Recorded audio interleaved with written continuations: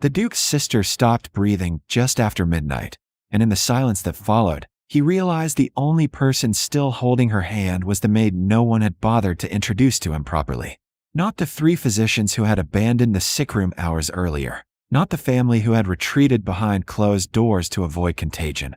Not even himself until that final moment when he understood that someone who possessed nothing had given everything while those who claimed to care had offered only fear.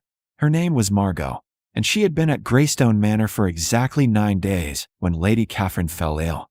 9 days of emptying chamber pots and scrubbing floors in the servants' wing, where conversations stopped when she entered and resumed the moment she left. Invisible work performed by an invisible girl, precisely as the world preferred. The fever arrived on a Tuesday, swift and merciless as winter itself. By Wednesday evening, Lady Catherine's skin burned hot enough to make the sheets damp, and by Thursday morning, the first physician uttered the word everyone had been dreading since the outbreak began in the village below. Typhus. The house transformed overnight. Doors locked. Meals left outside rooms on trays no one touched. Servants who had worked at Greystone for decades suddenly remembered urgent business elsewhere, and the Duke's own aunt departed for London without bothering to invent an excuse. 3 physicians came and went in careful rotations, issuing instructions from doorways, prescribing tonics they would not personally administer, and offering increasingly grim prognoses delivered with the detachment of men accustomed to aristocratic death. Lady Catherine would likely survive, they assured the Duke, provided she received constant care. None of them stayed to provide it. The Duke stood in the hallway outside his sister's room on the 5th night, listening to her call weakly for water, and felt something crack inside him that had nothing to do with grief and everything to do with rage. Physicians who accepted his gold but would not risk their own comfort. Family who loved Catherine at dinner parties but abandoned her when love required courage.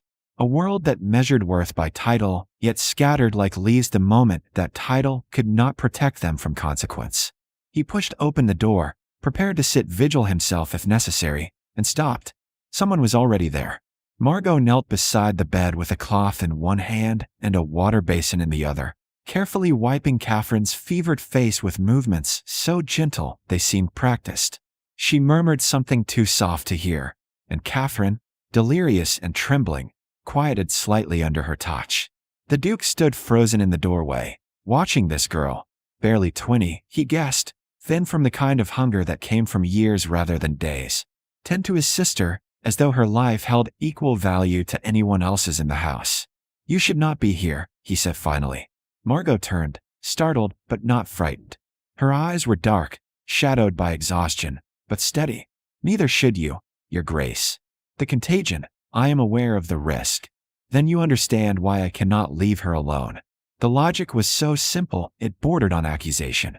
If he understood the danger, why had he allowed it? Why had 3 trained physicians retreated while 1 untrained maid remained? The doctors said, "The doctors are not here." Not anger in her voice, just fact. "Someone needs to be." Catherine moaned softly, and Margot turned back immediately, lifting a cup to cracked lips with infinite patience. The Duke watched her coax his sister into drinking, watched her adjust pillows and smooth tangled hair, watched her perform a dozen small acts of care that should have been commonplace but felt, in that moment, extraordinary. "What is your name?" he asked quietly. She glanced up briefly. "Margot, Your Grace." "How long have you been doing this?" "Since the first physician left." 3 days. 72 hours of exposure to a disease that killed half the people it touched. 3 days of choosing, again and again, to stay when no one would have faulted her for leaving. Why? The question hung between them, heavier than he intended. Margot set down the cloth and met his gaze directly for the first time, and he saw something in her expression that unsettled him more than fear or pity ever could. "Certainty. Because no one else would," she said simply. "And because she was kind to me once when she did not have to be." The Duke had no answer for that. Kindness repaid with kindness, courage answering cruelty, a maid demonstrating the nobility his own class had abandoned. The mathematics of it seemed impossibly straightforward and impossibly rare. He stepped fully into the room, closing the door behind him. "Then I will help you." Margot blinked in obvious surprise, but did not argue. Perhaps she understood what he was only beginning to realize himself, that this was not charity, not duty, but penance. For the rest of that night and 6 that followed, the Duke of Greystone learned what the word care truly meant from a girl who owned nothing and gave everything. And though neither of them knew it yet, the choice she had made in an empty sick room would reshape both their lives in ways far more permanent than fever or title or the unbridgeable distance between their worlds. The fever broke on the 7th day, and when Lady Catherine opened her eyes to candlelight and found her brother asleep in a chair beside the bed, she smiled weakly and whispered, "You look terrible." He woke with a start, disoriented and stiff from days of irregular sleep, and the relief that flooded through him at the sound of her voice nearly brought him to his knees. "Catherine, where is Margot?" The question caught him off guard. Not inquiry about the physicians, not concern for her own health, but immediate worry for the girl who had spent a week refusing to leave her side. "Resting," he said, though in truth he had no idea. He had finally convinced Margot to sleep a few hours earlier, and she had disappeared into the servants' quarters without argument, too exhausted to protest. Catherine tried to sit up, failed, and settled for turning her head toward him with effort. "She saved my life." "We don't know that." "I do." Certainty again, the same quality Margot possessed. "I remember pieces. Enough to know she never left. Not once." The Duke had no response because his sister was correct. While physicians issued careful instructions from safe distances, while families sent concerned letters from London, while he himself had managed only sporadic hours at Catherine's bedside between estate business and exhaustion, Margot had remained. Constant as breath, steady as stone. "I want to thank her properly," Catherine continued, "and compensate her." She risked, "I have already arranged compensation." The Duke interrupted quietly. Catherine studied him with new attention, reading something in his tone that made her expression shift from gratitude to curiosity. "Have you?" He looked away, uncomfortable under his sister's knowing gaze. It seemed appropriate. Appropriate. She repeated the word carefully, as though testing its weight. "Edmund, what happened while I was ill?" "Everything," he wanted to say. Instead, he stood and crossed to the window, where dawn light had begun painting the gardens gold. Below, servants moved through morning routines as though the world had not narrowly avoided tragedy. As though the previous week had not revealed exactly who possessed courage when it mattered and who merely performed it when convenient. "The physicians would not stay," he said finally. "The family would not come. And a girl I had never properly noticed chose to risk her life because my sister once showed her kindness. That is what happened." The silence behind him stretched long enough that he finally turned. Catherine watched him with an expression he could not quite name. Not pity, not amusement. Something gentler and more dangerous than either. "You care for her," she said softly. "I am grateful to her." "That is different." "Is it?" The Duke opened his mouth to argue, then closed it. Because the past week had revealed uncomfortable truths about more than social courage. It had revealed the shape of his own carefully maintained loneliness, the deliberate distance he kept from everyone, the assumption that duty fulfilled love's obligations and wealth compensated for absence. Margot had shattered that illusion simply by being present when presence required sacrifice.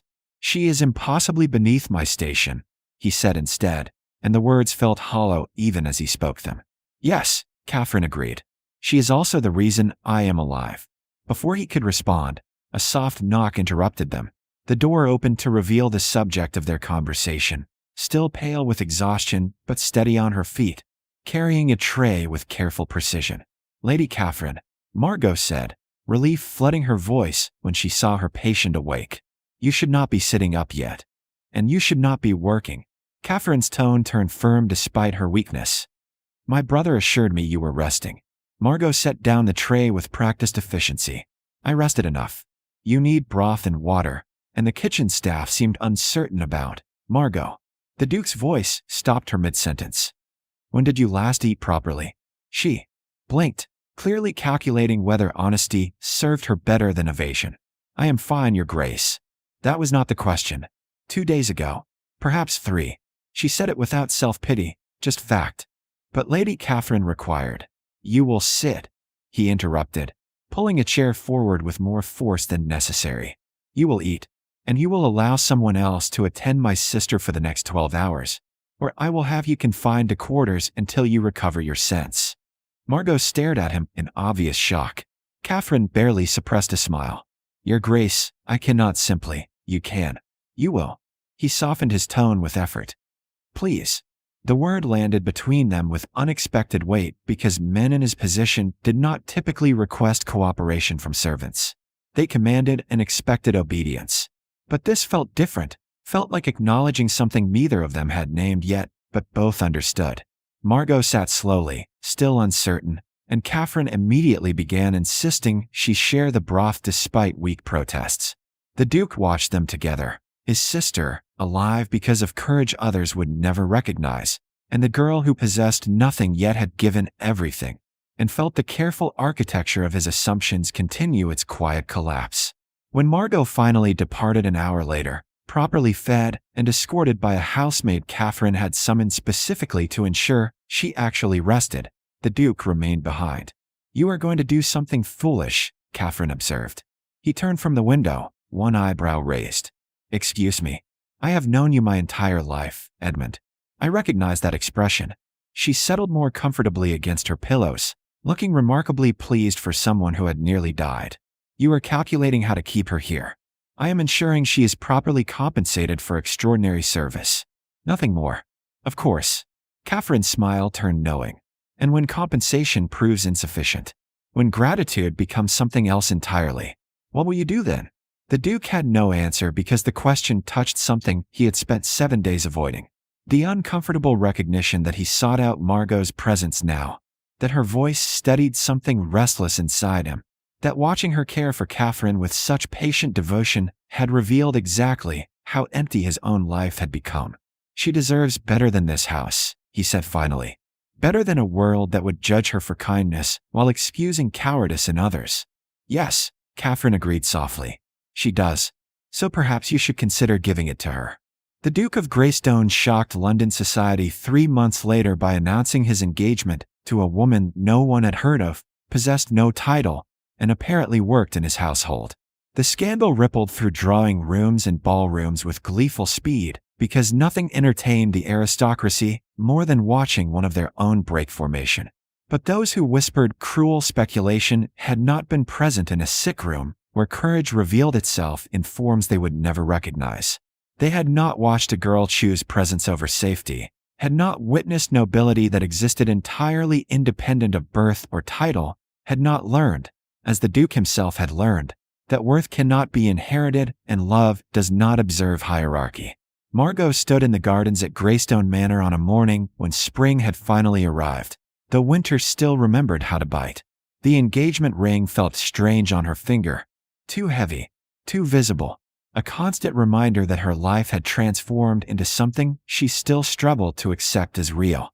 You are certain? She asked for perhaps the 100th time since he had proposed 2 weeks earlier in the same room, where she had nursed Catherine back from death's edge. The Duke, Edmund, though she still stumbled over using his name privately, turned from where he had been examining early roses. Are you hoping I will change my mind?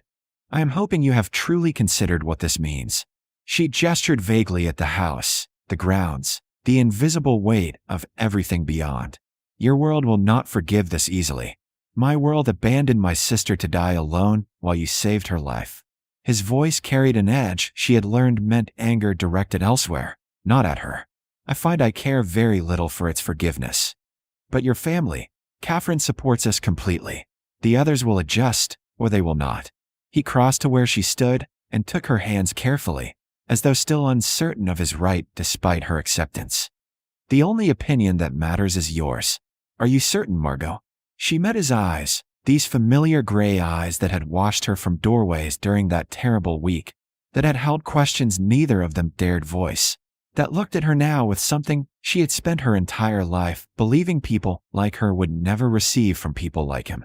Not gratitude alone, recognition. I saved her because she was kind to me once, Margot said quietly. When I first arrived and could not find the servants' quarters, she stopped and gave me directions herself instead of calling someone else. It seemed such a small thing, but no one else in this house had spoken to me directly before that moment. Edmund's expression tightened with something that might have been shame. I did not even know you existed until I know. That is how the world works. She squeezed his hands gently. But you noticed afterward. That is what changed everything. Because you made it impossible not to notice. He said it with conviction that still surprised her. You stepped forward when every instinct should have told you to protect herself. You stayed when no one would have blamed you for leaving. You demonstrated every quality my world claims to value, while possessing none of the credentials we pretend make them legitimate. I was a maid caring for a patient. Nothing extraordinary. You were extraordinary. Absolute certainty now. And you still are. Before Margot could respond, Catherine's voice called from the terrace, bright with amusement. If you two continue standing in the cold debating your own worthiness, I will be forced to intervene, and I am still recovering from nearly dying. Please spare me the exertion. They turned to find her wrapped in blankets, looking substantially healthier than she had 3 months earlier, but still prone to dramatic pronouncements. Edmund sighed with obvious affection, while Margot laughed despite herself. We were discussing your engagement, I know. You discuss it constantly. Catherine gestured impatiently for them to join her. Margot worries about society. Edmund pretends not to worry while clearly worrying. You are both exhausting and adorable in equal measure. As they climbed the terrace steps, Margot caught Edmund's expression and saw the same grateful disbelief she felt regularly. That this unlikely joy existed at all. That courage in a sick room had led somehow to love in gardens. That the girl no one noticed, and the Duke who noticed too late, had found each other anyway. Inside, the household staff had gathered in the main hall, summoned by Catherine for reasons she had refused to explain. When the three of them entered, an uncertain silence fell that made Margot's stomach clench with familiar anxiety. But Catherine simply smiled and addressed the room with clear authority despite her weakened state.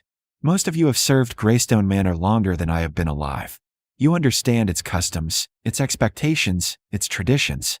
She paused deliberately, which is why I am telling you now that things will change. Uncertain glances passed between servants who had learned to anticipate punishment in unexpected announcements. My brother is marrying Margot, Catherine continued, who many of you remember worked in this household not long ago. Some of you will find this inappropriate. Some will gossip. Some will judge. Her voice hardened slightly. Those people will find employment elsewhere. The silence deepened, but differently now, edged with surprise rather than fear. But those who recognize courage when they see it, who understand that worth exists independent of station, who choose to honor the woman who saved my life rather than condemn the circumstances of her birth. Catherine smiled genuinely now.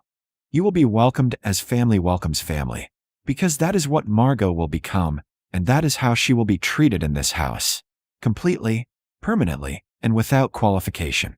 Margot felt tears prick her eyes at the fierce protectiveness in Catherine's voice, at Edmund's hand finding hers immediately, at the housemaid from the servants' quarters stepping forward with tentative respect and saying, "Welcome home, miss." Others followed, not all, but enough. Enough to suggest that perhaps courage could be contagious, that perhaps choosing kindness over cruelty might spread through houses and hearts when someone demonstrated it first. That evening, as lamplight softened the edges of Greystone Manor and the world settled into comfortable quiet, Margot found Edmund in his study staring at correspondence from relatives who had, predictably, expressed outrage about his engagement. She set down the letters without reading them. Do you regret it? He looked up immediately, expression clearing. Never. Even when it costs you. It costs me nothing that matters. He stood and pulled her close with a certainty that still made her breath catch. You stayed when no one else would. You demonstrated everything I should have understood years ago about what truly defines nobility. If society cannot recognize that, the failure is theirs, not yours. Margot leaned against him, feeling the steady rhythm of his heartbeat, and thought about the strange path that had led her here. From invisibility to impossible recognition, from servitude to something she still struggled to name but knew was real. Your sister would have recovered eventually, she said softly. Even without me. Perhaps. But I would not have. He pulled back enough to meet her eyes. I would have continued believing title mattered more than character. That distance protected rather than isolated. That the world I inherited reflected truth rather than convenient fiction. You changed that. Not by trying to impress me, but by caring for Catherine when caring required courage. I only did what seemed right. Exactly. He smiled with a tenderness she no longer questioned. and I will spend the rest of our lives ensuring you never regret choosing kindness when cruelty would have been easier. Outside, spring continued its patient work of transformation, turning frozen ground soft again, coaxing flowers from dormant earth, proving that change, however impossible it seemed, remained always, persistently, inevitably possible.